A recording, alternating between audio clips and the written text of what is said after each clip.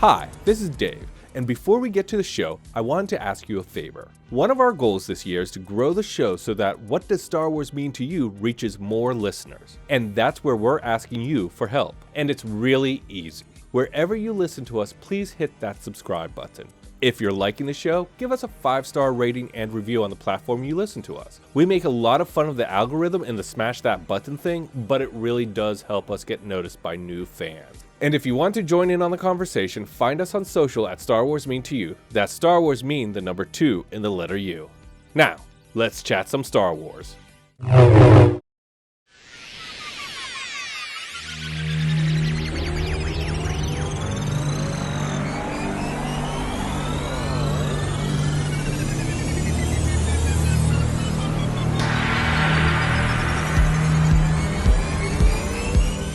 Hello there.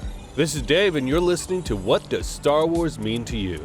The show where we talk to all kinds of fans of Star Wars, from industry insiders to indie artists, from mega collectors to obsessive mythologists, to find out how Star Wars impacted their life and what they love about the franchise. Here's the thing, Star Wars has become so divisive that it's almost impossible to talk about it without starting a hate debate. So let's change the conversation from what is right or wrong with Star Wars to what does Star Wars mean to you? Today, it's episode 6, part 1 of my conversation with J.C. Reifenberg. His Star Wars story is pretty amazing. I knew him as the creator and owner of the Hollywood geek bar SCUM and VILLAINY, but that's just the head of the mythosaur. His journey with Star Wars goes way back and includes being on Rosie O'Donnell, being on MTV's TRL, and a run-in with George Lucas. His story is so vast I had to break it up into a trilogy. That's right, 3 parts. 3 parts to J.C. Reifenberg's story. You have to understand, he works with Kevin Smith, and he'll say this, he knows how to tell a story. And he does tell it, from his first Star Wars movie to what he's up to now and looking forward to in Star Wars. To give it some context, this interview took place in early January of 2023, before Season 3 of Mandalorian even started. But speaking of, let's talk about this week. It's Thursday, April 20th, and there's still a lot of Star Wars to do. Hit the subscribe button so you don't miss a single episode, and if you're liking the show, please give a 5-star rating and review. Now, for the next 2 weeks of April, we'll have J.C. Reifenberg's story, and this all builds up to the May the 4th Be With You episode, where we'll have the last part of J.C. Reifenberg's story, and then a bonus episode as J.C. shares his Jar Jar theory with the world. And I think it's going to surprise you. It's not really what anyone expects. And then after that in May, we have writer Camila Quinones, who saw the prequel trilogy as a youngling and entered Star Wars fandom in that era. Then we have writer Ben Acker, TV writer Trey Calloway, and the creator of What If the Prequels Were Good, Michael Berretti. That's all coming up in May and June. But of course, we have to talk about the season finale of The Mandalorian. Now, spoiler alerts, I will be saying things about the show, but I won't do a recap, really. Like I've said before, I don't do recaps. Listening to me do a recap is like tears in the rain. There's a whole lot of water, but you can't quite tell what's going on. Now, before the finale, I put out on social the question of what you wanted to see in the finale. And at 2&2 Gaming on Insta said they just hope they don't kill off any major characters. I think you got your way. They did kill off Gideon, but honestly, I don't think that was much of a surprise as they're setting the stage for Thrawn to be the post-Jedi big bad. But they didn't kill anyone else off. In fact, they brought back a major character, IG-11. Overall, I enjoyed this season of The Mandalorian. I did have story pacing issues with the overall arc of the season. I feel like they far too often meandered a little bit and then found their focus in the last couple of episodes. But I also think it tied up some storylines that stretched as far back as the Clone Wars rather nicely and left it open to Din and Grogu returning in the future. And if you look at each season like a movie, this was the 3rd in the trilogy. So of course it feels like closure. Here's a thing I really loved. The Mandalorian jetpack fight with the Imperials was perfect. The angles they used and how they showed them flying and fighting was well thought out, and it was literal soaring excitement. It was so cool. That's what I like about the Star Wars shows. It gives you those moments and things you didn't know you wanted to see or you desperately wanted to see. And they're like, here it is. And it's so, I don't know if rewarding is the right word, but it's just so fun. So much fun to see that kind of stuff. But the most surprising thing for me was that there was no post-credit scene. I kept like scrolling back and forth wondering, am I missing something? Once you start doing the post-credit scene in your movies or shows, you really got to keep it up. Now, I see why they didn't, because they had that great shot of Din and Grogu at their house, and they wanted to give them some peace, I think. But here's the thing, maybe a little something for the fan, to get us to Ahsoka in August. But what did you think of the Mandalorian finale? Did they bring back IG-11 too soon? What do you think they'll do for Season 4? Let me know on Twitter and Instagram at Star Wars Mean to You. That's Star Wars Mean, the number 2 and the letter U. Okay, now guys, buckle up because the JC Reifenberg ride is about to start right after this. Cinema Craptaculous is your podcast destination for all things movies, good and bad, streaming series, good and bad, and pop culture, good, bad, and the ugly. You get a totally different show every week, such as People Also Watched with Adam, Dave, and Tara. They're 3 industry insiders who always find the hilarity in the big-budget feature and the lesser-known feature you may have missed. There is, of course, the Expanded Universe. This is your place to geek out. John, Doc, and S'more are your geek experts to talk about what's going on in the world of streaming series, movies, superheroes, pretty much any showbiz geek topic, they're going to talk about it. And, of course, there's the show that started it all, Cinema Craptaculous, with Stephanie, John, and Dave. You don't even need to have seen the movies these guys talk about to have a good time. So what are you waiting for? Go and subscribe to Cinema Craptaculous wherever you listen to your favorite podcast. Today, my guest is a director, a writer. He's worked for Major League Baseball and is the producer for Kevin Smith's Fatman Beyond podcast. But to me, his most impressive accomplishment, along with his fiancée, is being the creator and owner of the famed SCUM and Villainy Cantina, the intergalactic geek bar nestled in the wretched hive of Hollywood, Los Angeles. It's JC Reifenberg, everybody. Welcome to the show. Hey, thanks for having me. Are you ready to tell everyone what does Star Wars mean to you? Yeah, totally. I can talk at length as trained over the last decade by Kevin Smith. So get ready, buckle up. We're going to be here a while. There's going to be a lot of nodding from me, I see. Okay, so I like to start off with what I call 5 with the Force. This is 5 questions I ask all my guests, just to kind of get a baseline of where you stand with Star Wars. I look good. Number 1, which Star Wars movie is your go-to favorite? Return of the Jedi. Oh, wow. Every time. Every time. What is it that makes Return of the Jedi the standout to you? I have 100 answers for this. I'm going to keep it short. The scene between Luke and Vader at the end is the epitome of everything that Star Wars is that came before and will come after.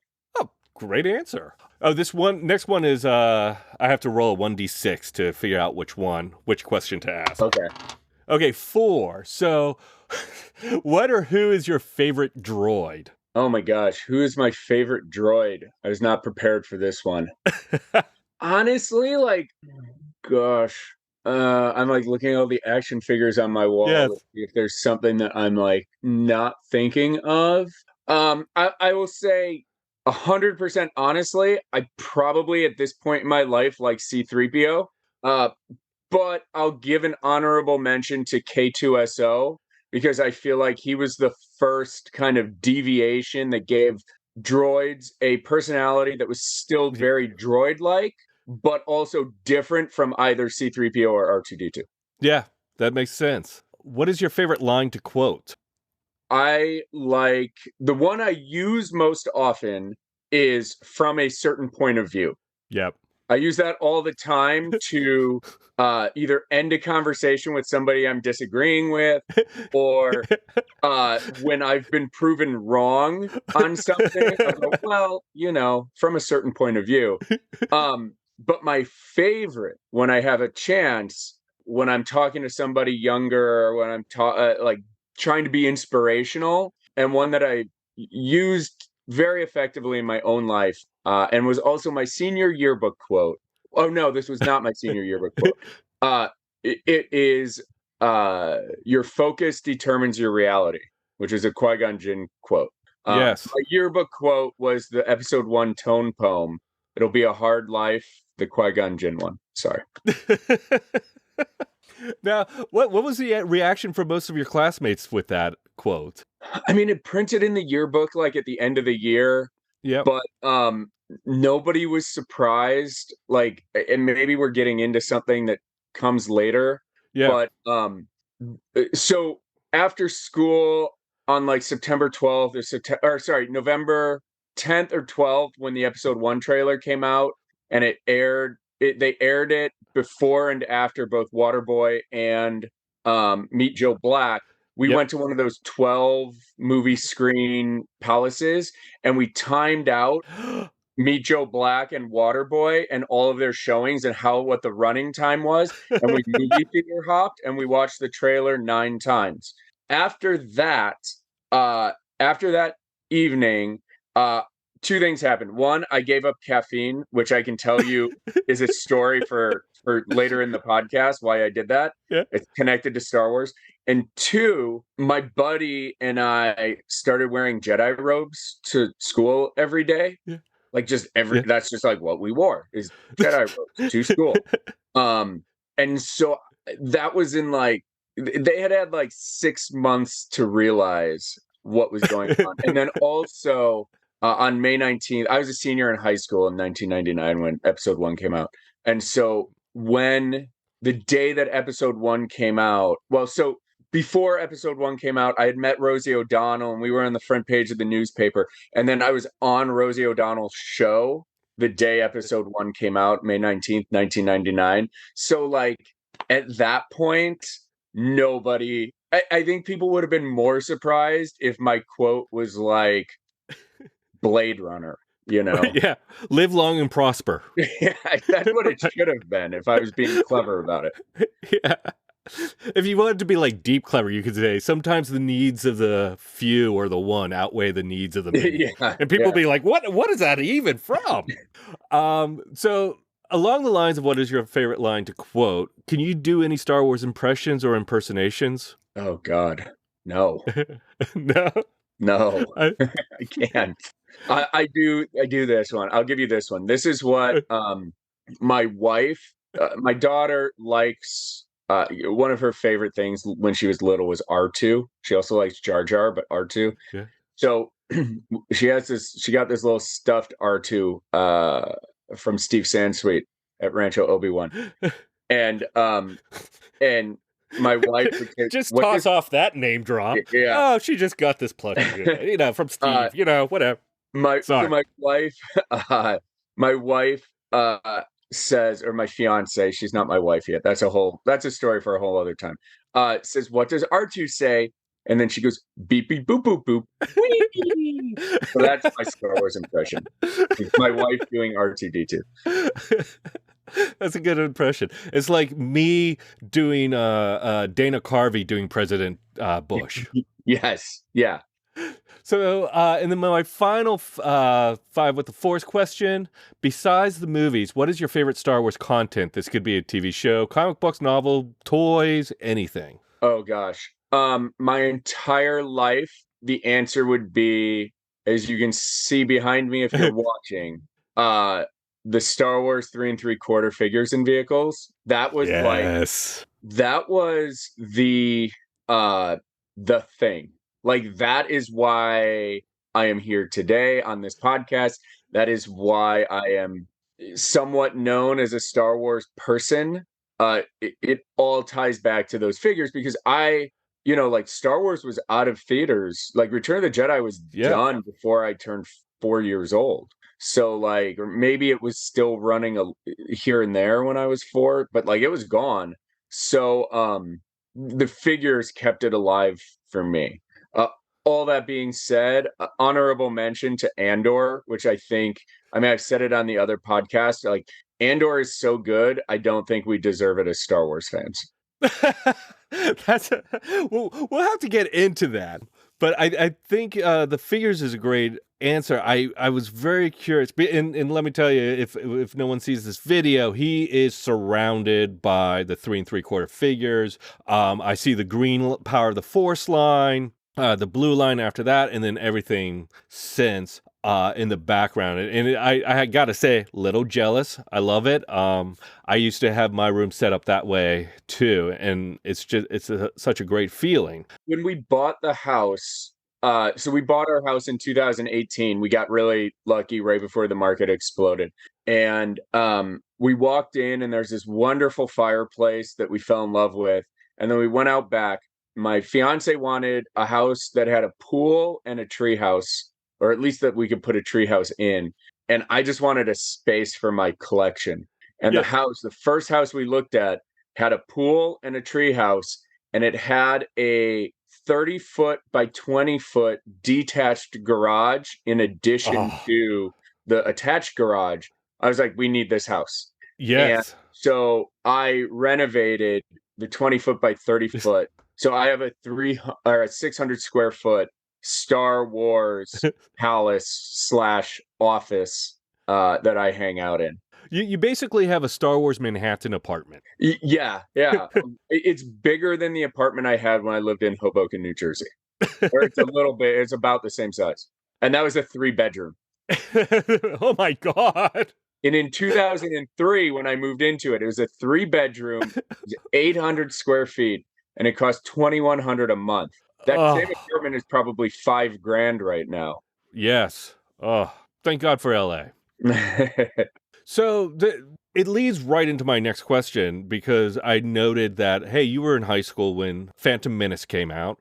Mm-hmm. So that must have meant you were only 3 or 4 when Return of the Jedi came out. What was the journey to you becoming a Star Wars fan? Who introduced it to you, and how did you become acquainted with it? Oh my gosh, you ready for a long answer? Here we go. I am. So one of my very, very first memories is of my dad taking me to go see Return of the Jedi in the movie theater. And I don't know if it was like 1983. I was born January 2nd, 1981. So Return of the Jedi came out in May of 1983. So when it came out, I would have been like 2.5. I don't know when we went. I may have been 2.5. I may have been 3. I was probably 3. We probably went, like, if it was still in theaters. I still know the movie theater we went to. And this was confirmed because I told the story, what I thought was the story, on a podcast or show or something. My dad listened to it. He's like, that's 100% what happened. So it's not fantasy that I'm making this up. It just left that big of a impression on me. And I don't really remember the movie. I remember I went with my cousins who were all like 2, 3, 4, 5 years older than me. I remember we went to Eden's movie theater, which was a single screen. It showed 70 millimeter. It was on Skokie Boulevard in like Northbrook, Illinois. It's this just amazing theater with like this giant pitched roof. Like, it looked futuristic. So I remember kind of going there. We sat in the back row before the balcony. I sat with my dad on my left and my cousin Sean. Sorry, my dad on my right, my cousin Sean on my left. And Sean kept bouncing up and down in his seat because he was so excited. And he had one of those, it's not like a kazoo, but it's one of those things you blow and it goes, woo! Oh, yeah, like a whistle, kind of. My dad said he was going to swallow it, and every time he talked, that was going to be the sound that came out of his mouth, because he wanted him to be quiet.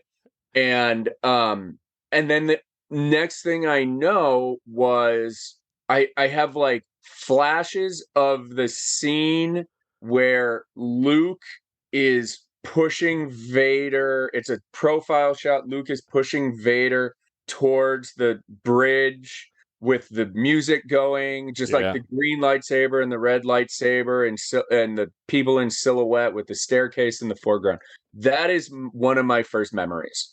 So that is like core foundational, like one of the first things I remember. Then in Christmas of 1984, I have video of this. I got like the Ewok village for Christmas, and I got a C-3PO carrying case that when it opened up, my mom had taken all the figures out and put them in their things. But even at that point, I was a kid who loved Star Wars. I loved Voltron. I loved Thundercats. I loved Transformers, which I'm like now getting back into today for whatever reason. And so I would play with them all together, like Luke Skywalker and Optimus Prime and and Lion-O would lead the good guy team, and Skeletor and the rest would lead the bad guys. So they all kind of played into each other, which years later, like, is Scum and Villainy, right? Yeah. And so what happened then is when I was in third grade, I wasn't a cool kid, if you guys can all believe that. I was not I was not popular. I had trouble making friends. Like, I was definitely the archetype of, like, that nerd kid, except that I was good at sports. So I was the kid who was like, the starter on all the little league teams and like all of that, like one of the top players on all the little league teams that none of them would hang out with me about. So I was the kid on all the little league teams who was a starter, was really good, one of the top players on the team.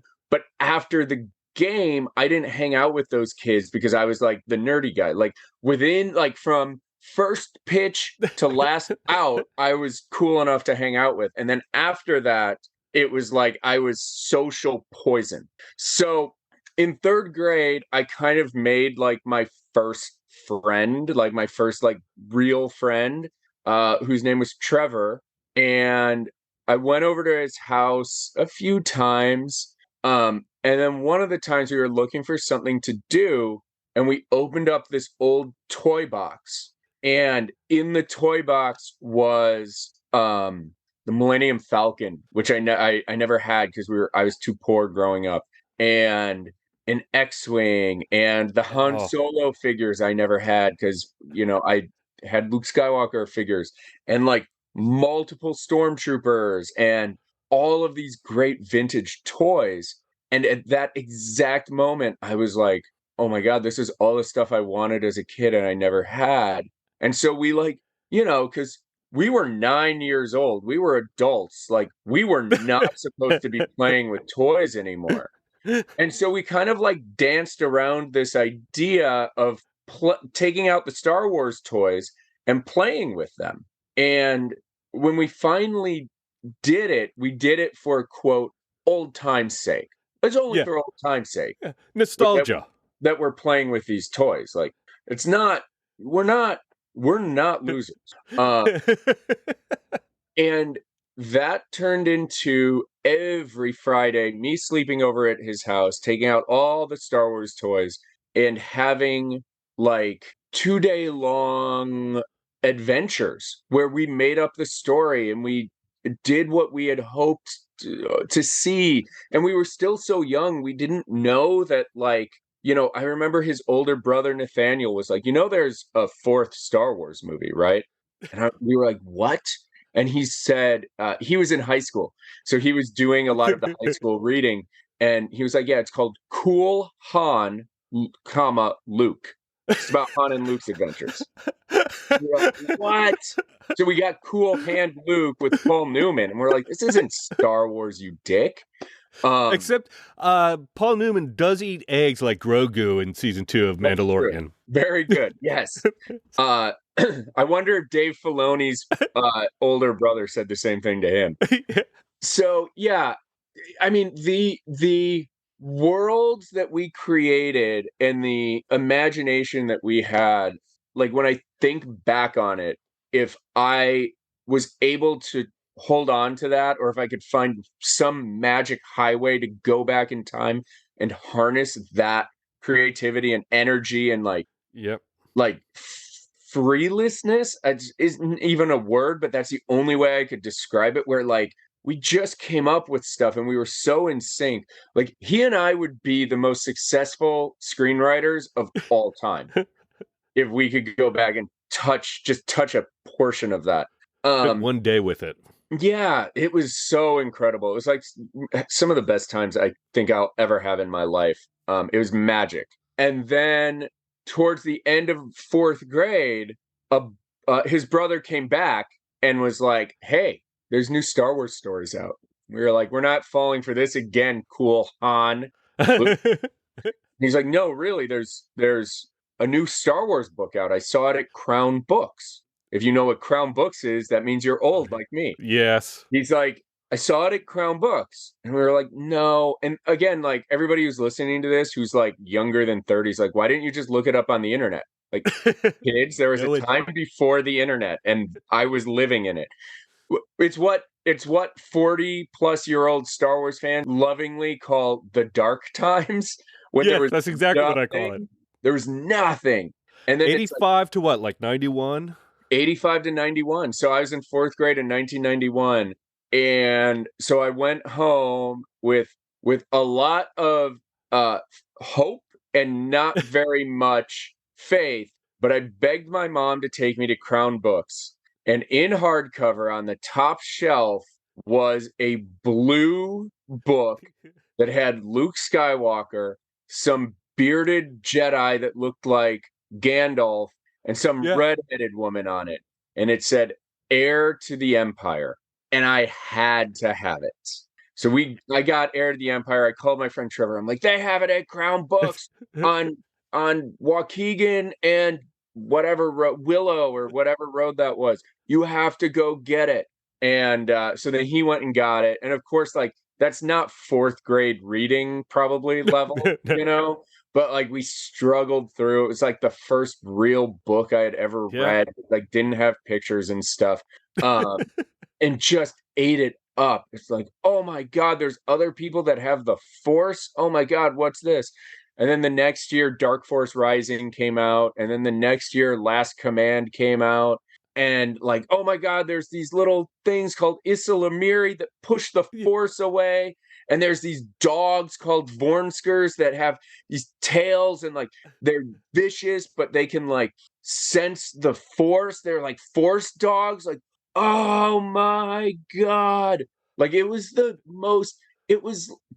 best and worst thing that ever happened because it shaped the way that he and I started playing with the Star Wars toys. Because if you think we weren't still playing with the Star Wars toys in 4th, 5th, and probably into 6th grade, you are so far mistaken. But like after doing that, it kind of changed, right? Like we were growing up a little bit, and it's like, well, Han and Leia have babies in the book, so like Han and Leia should have babies, and then like it all like it got perverted, right? It wasn't like clean anymore. But then it was just like, is a new Star Wars book coming out? Is a new, like, I went to the bookstore all the time because, again, like, the only info I had if a new Star Wars book was coming out was like, I mean, we didn't even have email then. I don't even know. I just like drove to the bookstore to look. It's kind of amazing what we discovered as children without the internet, like just movies or books. How we got our information. I have no idea how I first heard of the Timothy Zahn book. I just remember I anticipated it. I knew when it was coming out, and I was there the day it came out. Yeah, it was like Wizard Magazine, right? Like maybe Wizard Magazine had a little ad for it in it or something like that. I like your C-3PO drinking cup that I just saw. That's rad. What is that, a wine cup that you're drinking water out of? Yeah. So, you know what happened after that we got really into is the Decipher customizable card game. That's right, yes. And so that kind of, as we hit like 7th grade and weren't really playing with the toys anymore, that became our thing. We like collected those cards. We all got together and played Decipher CCG all the time. That's where a lot of like I watched the movies also. 6th, 7th, and 8th grade. We only had a 3-bedroom house. It was my brother, me, and my sister. And I was getting to the age, puberty, where I didn't want to share a room with my brother anymore. He was 1.5 years younger. I was an early bloomer. He was a late bloomer. So I started sleeping on the sofa in my basement where we had a TV and a VCR. And we had a videotape that had Star Wars and Empire Strikes Back on it. And then a third tape that had Return of the Jedi. And before I went to bed every night, like as I laid down to go to sleep, I put in the Star Wars tape and I'd watch Star Wars. And then the next night I'd watch Empire Strikes Back. And then I'd put in the Return of the Jedi tape. These were all taped off of ABC, where we sat there on a VCR where we would pause the commercials. but they were also edited for television. So that wasn't the whole movie. So I watched most of Star Wars my whole life off of these TV versions. There's sand people down there, all right. I can see one of them now, but it's the 4:3 version and you can't see the sand person. I thought, what is going on? So I would watch a Star Wars movie every single night. So when people are like, how many times have you seen Star Wars? I'm like, I have seen the original trilogy each at least 365 times. Jeez. Because I did that between like 1992 and 1995. Like I watched one every single night without fail. Sometimes if we were having a sleepover, we'd watch two of them. So we played the Decipher CCG game. That's where I picked up, in addition to watching Star Wars every single night, like a lot of like my Star Wars lore, where it's like, hey, the guy with like the flashlight eyes at the cantina is his name's Hem Dazon, or like, Mamau Naden was force sensitive. So was Boshek. Did you know that the space pilot guy that Obi-Wan Kenobi talks to before he talks to Chewbacca, his name was Boshek, and that he was force attuned, and like Obi-Wan changed his life? Like that now, type of stuff. Did you get that information from like the book Tales of the Cantina, which part of the now Legend series? I did. I got a lot of that from Tales of the Cantina, and a lot of it from just sitting there for hours, 2-3 nights a week, playing Decipher CCG. Oh yes, of course. Lore paragraph at the top of the card. And then this was all hidden. Like, keep in mind, like 6th, 7th, 8th, even my freshman year of high school, you didn't talk about this. Like, we didn't. It was like me, my friend Trevor, my friend Adam. Because even like the comic book nerds, even the people who liked Wolverine and the Punisher, like we were below them socially. Yes. Right? And they weren't cool. Like MCU, Marvel, like none of that was cool. Right? And I was into that too, but I was just so much more into Star Wars. And so then we heard. I don't know how we heard. I think we were on AOL at the time, and we heard George Lucas is going to re-release the original Star Wars trilogy with additional scenes and new special effects in 1997. Oh, yes. And if you could go back in 1996 and tell third grade JC and Trevor that they would get to see Star Wars in a movie theater with surround sound, and like maybe they'll put the Jabba the Hutt scene in it that we've always wanted to see, and maybe they'll do this, maybe they'll do that, and they'll get rid of those weird red boxes that are around the TIE fighters and all of that. Like, and the binary sunset would be all one color instead of going from midnight blue to twilight pink. Yeah. Like, oh my God, I'll tell you how influential and how life-changing that was. Let me ask you this real quick first. You've been watching these videotapes nonstop for 4 or 5 years. Had you seen in like, I want to say 92, there was a Letterbox VHS box set. Did you see that yet, or have you not seen that? I've heard about it. I forgot. Here's another monumental moment in my Star Wars life. For my birthday in 1995, my dad had gotten a new job when I was in like 6th, 7th grade. We finally had the money to go out and buy, for my birthday, the blue box set. Oh my God, I still have it. Hold on. Just in case you see the video, I'm going to pull it up. I've got it right over here. Yes. So okay, yes, I had that. I got this box set. It's 4:3, but it's got all the movies. And I explicitly remember watching this. And in the version I had, the tentacle scene at the bottom of Jabba's palace, where like C-3PO is walking through the thing, and he's like, it cuts all of that out. It just goes to Han and Chewie in the, like, Chewie gets captured. They cut all of that out, and then next thing you know, Chewie's being forced into the cell with Han. So in 1995, watching real Star Wars was like, I mean, I guess my friend Trevor had gotten it a little bit earlier, but like around that time, I got to watch like real Star Wars. Yeah. So that was like the first version of special edition I had. I still had never seen the widescreen. And my friend, so 1997, you can't keep it in anymore. It's like the Yeah. most exciting thing. And here's the other thing that happened. Other people who had been living in their little pocket of Star Wars fans afraid to talk about it, they couldn't keep it inside anymore either. So like my friend Hunter came out of the closet as a Star Wars fan, and like he was playing the Decipher CCG game also. And so like he and I could go to tournaments to play together. And like he had gotten the widescreen hologram, big, the box set, Yes. it's like the size of a laptop computer now. Yeah. And like, oh my God, like I just want to go over to his house so I can see it in widescreen, because there's stuff that happens on the edges of screen that I haven't consumed 500 times before.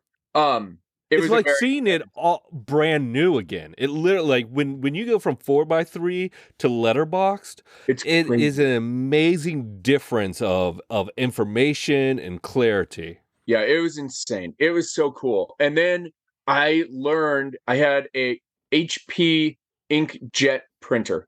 And I learned that if I took a white t-shirt and cut out a sheet and spray glued it to a sheet of paper, I could run it through the printer and it would print inkjet, and I could cut them out, Star Wars cut them out and put them on my backpack as patches. And so that was it. I mean, that was a big deal. Like, I was making Star Wars patches on my inkjet printer out of cut up white undershirts and waving my flag in high school in 1997. And it did not go as well as you had hoped.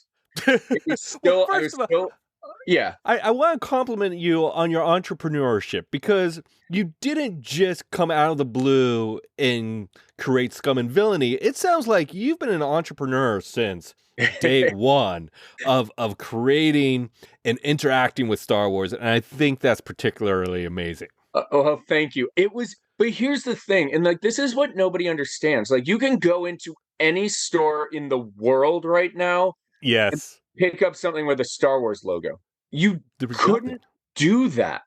For the entire time I was a giant Star Wars fan, there was nothing. Like, I can remember there was we went to an old local drugstore called Hubinger's Drugs in Northbrook, Illinois.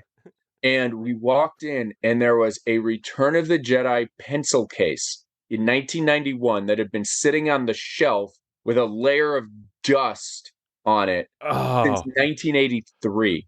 And I didn't have the money to buy it. My friend Trevor did, and he bought it out from under me. I'm like, dude, they have a Return of the Jedi thing. We just got everything. The Star Wars Bendoms that came out in like 1990 yes.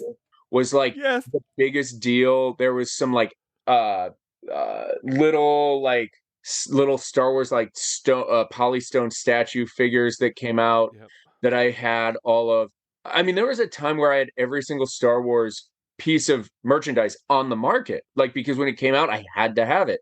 And it's so far and few in between of them coming out that You could. it was like a holiday. Yeah, it was. Yeah, every time you walked into a store and you saw it, you had to have it because it might not be there the next. Oh, it was. Yes. It was like the best of times. It was the worst of times.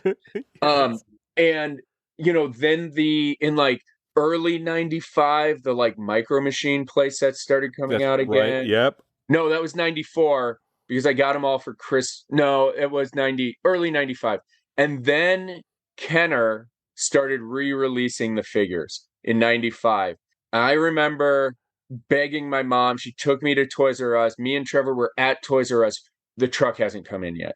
My mom sat there with Trevor and I for hours waiting for the truck to come in. I wouldn't leave Toys R Us. Yeah. This is my chance to get a Han Solo action figure. And then they came in and they like look like they're like WWF wrestler versions of Star Wars characters riding Broad chests, wide Oh. stance. They're still my favorite. Oh my God. That memory, like I see it today I see it. I see standing in the aisle. I wasn't even standing in the Star Wars toy aisle. I was standing in the like aisle on the far side of the store that had baby toys in it, because that's where the door was for the employees, the swinging saloon doors. You could go back there in the employee break room and the back room, and the truck dock, and the 2 bathrooms were in there. And that's Yeah. where And I'm Jeffrey, that's like, where Jeffrey hid. yeah, like I know that I'm giving like way too much detail for like a podcast about whatever, but like for me, like it's visceral. Like those moments, those like anchor points are, I can recall them like the same way. And God, I hope nobody listens to this in my family, but like I recall them the same way I recall the birth of my daughter. Like it's Yeah. that real in my head, that moment. And the moment of lifting up the toy box in 3rd grade, and the moment of seeing Heir to the Empire, like those things are burned into my who I am, in a way. Like it's just so, those images are so real. I can like, I know what it smelled like in that Toys R Us. I know what the lighting looked like. And I'm not third person. Like I see it through my own eyes. It's like my own little time machine. And I'm going to digress, but my fiance, who I call my wife for a number of reasons, we've been engaged forever. Thank you, COVID. She looks at all of my Star Wars stuff and she's like, "You have action figures. You have this. You have this. You have this. You have this. What? Like you have so much. How does any of it mean anything?" And I'm like, because I know the story of how I got almost every single thing. Like, hey, it was a rainy night in February. My friend Adam, who I played Decipher CCG with, had just gotten his driver's license. Me and Adam and Trevor got in his ugly light yellow Chevy Malibu, drove down Lake Cook Road to Walmart in Wheeling, which I was not supposed to drive to Wheeling, Illinois, and walked in, and I got the Power of the Force 2 Luke in yellow ceremonial jacket, which was a figure they had never made before. Yes. Like I see that. And so like why can't I get rid of it? Because I'm throwing away my memory, Yeah. Like it's more than just a piece of plastic. It's every single thing is a story. Every single thing is a line back to a point in my life that I cannot go to anymore. It is so true how I think saying this is anchors a memory is the perfect way of saying it. It's very much like when you have a Christmas tree and you pull out the ornaments, you can tell a story about each of the ornaments as you put it up on the tree. And that's what it's like. Like, I'm sure every time you walk into your office and you're surrounded by all these memories, you can just look at one and go, "Oh, that was a good time. That Jawa 2-pack was a good time." Oh my God, the Jawa 2-pack. I remember going to get the Jawa 2-pack. It's so wild you say that. Like, I Yeah. got to Toys R Us, and I had experienced prior to the Jawa 2-pack, like, not running to the Star Wars toy aisle. And now, like, keep in mind, I'm 14, 15, that came out in 97, so I'm 15 or 16 years old, and I'm running to the toy aisle because previously I got to the toy aisle and somebody had taken figures I needed off the shelf. And like this is pre-Entertainment Earth, people. There's no online Yeah. HasLab, Hasbro Pulse. Like you had to get it at the store.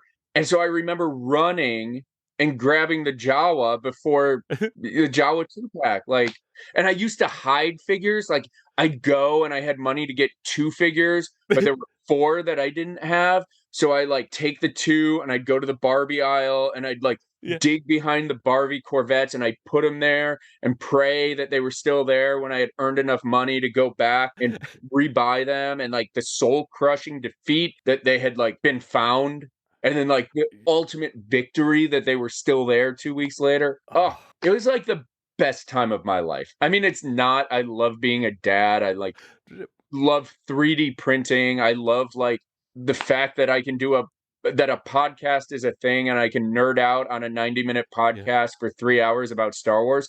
But like there was something about that time that when you saw a person wearing a Star Wars shirt, and look, I know it's not politically correct to say this, but I'm going to say it anyway. You never saw a person wearing a Star Wars shirt. You only saw another guy wearing a Star Wars shirt, because it was even more of a pariah for a woman to be a Star Wars fan back then than not. So I was a social pariah. I was a Star Wars social pariah. Yes. So like no woman would look at me anyway. But then on top of it, the Star Wars. And there was no forum for like women to come out as Star Wars fans either. So like it was like this very weird time. But occasionally at the mall, you would see somebody who had a Star Wars shirt with an iron-on it or something. Yeah. And you were like, I should go up and talk to that guy because we're the same. Yeah. You know, and now like I'll go up to somebody who's wearing like a Grogu shirt and I'll be like, oh my God, like, you know, did you know that the trash compactor number 326-3827 was actually Gary Kurtz's home phone number and not George Lucas? I don't know if that's true. I'm just making that up. But not George Lucas's, even though people say, and they're like, what are you talking about? Like Yoda? Yeah. So I'm not trying to like crap on new Star Wars and like how pervasive it is in everything. Like it's fine, it's wonderful, but there was something about the safety and about the shared thing that like when you saw this, it was a nerd beacon and it stuck out.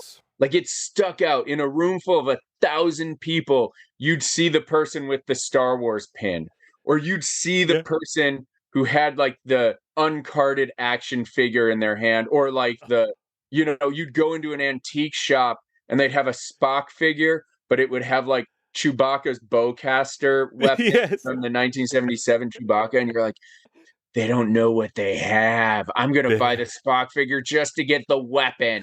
But back then the Spock figure was like, and the weapon was like $3 because nobody wanted it. Well, it was a lighthouse in the storm of normalcy where you see it and you know that's a safe harbor. You know that that's someone who has gone through the same kind of journey as you have gone through, and are willing to be the Star Wars social pariah in order to find others. It really was like that back in the 90s. Yeah, it was, again, the best of times, the worst of times. It sucked at the time, but I look back on it with like the most fondness. So that's part 1 of my conversation with JC Reifenberg. Do you like the 3 3/4 inch vintage collection action figures, or do you prefer the Black Series? Do pieces in your Star Wars collection have memories tied to them? And have you ever gone to school in cosplay? Let us know and get in on the conversation on Twitter or Instagram at Star Wars Mean to You. That's at Star Wars Mean, the number 2 and the letter U. You can follow JC on Twitter at Reifenberg, and that's in the podcast show notes as well. Hit the subscribe button so you don't miss a single episode. If you're liking the show, please give a 5-star rating and review. And join me next week for part 2 of my conversation with JC as he talks about how his obsession with Star Wars brought him onto the Rosie O'Donnell Show, got him on MTV's TRL, and The Ultimate Encounter, the story behind meeting George Lucas. Now, just like Empire Strikes Back, the second in the trilogy is going to be good. And the Force will be with you, always.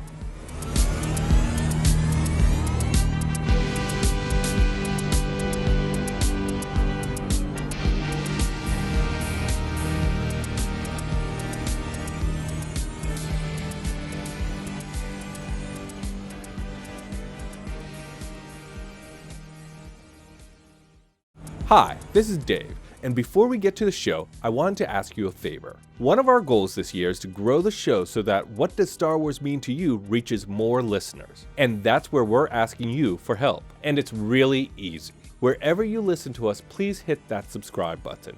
If you're liking the show, give us a 5-star rating and review on the platform you listen to us. We make a lot of fun of the algorithm and the smash that button thing, but it really does help us get noticed by new fans. And if you want to join in on the conversation, find us on social at Star Wars Mean to You. That's Star Wars Mean, the number 2 and the letter U. Now, let's chat some Star Wars.